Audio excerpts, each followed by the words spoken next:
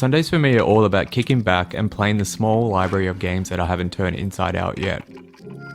I've gone up against a lot of boss battles, some memorable and some not so. There's been a lot of bloodshed on these Sundays. When it comes to video games, my favourite genre is horror, much like my favourite movie genre. One game that scratches my horror itch is Splatterhouse. I can play this game all day long, and it's pretty much what happens on a Sunday. Splatterhouse plays out like no other game. It feels forbidden due to the graphic tone and gore throughout the game. There's a lot to take in. Besides horror related games and movies, another interest of mine is collecting vinyl artist toys. I like surrounding myself with these ugly creations from artistic individuals who have gruesome brainwaves.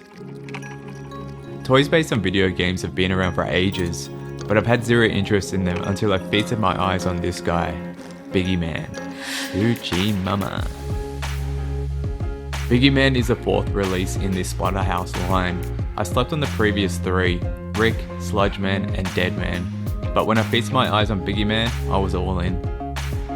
The artists behind BIGGYMAN's creation are Retroband and the last Zectron, both artists' work that I get high on. Retroband has such a passion in his field of designer toys. His work is truly amazing and it shows. I would love to own more of his work. Making toys I wish I had growing up is Retroband's motto. His work is so sought out after. I'm always thrilled to see what he's up to next. The last Zectron's work is insanely creative and detailed. Some seriously gnarly work coming from this artist. Another artist to keep an eye on cause both of these artists are highly sought out after.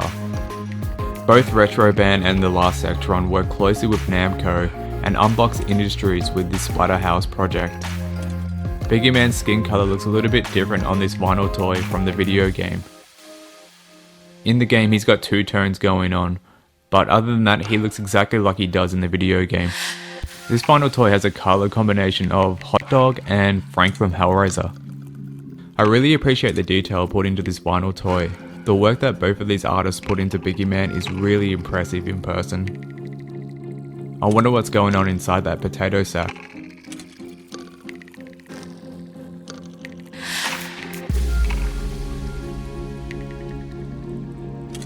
Probably nothing. The size of BIGGYMAN is unreal. He sits a bit smaller than Scorponok from Transformers and looks outstanding on display.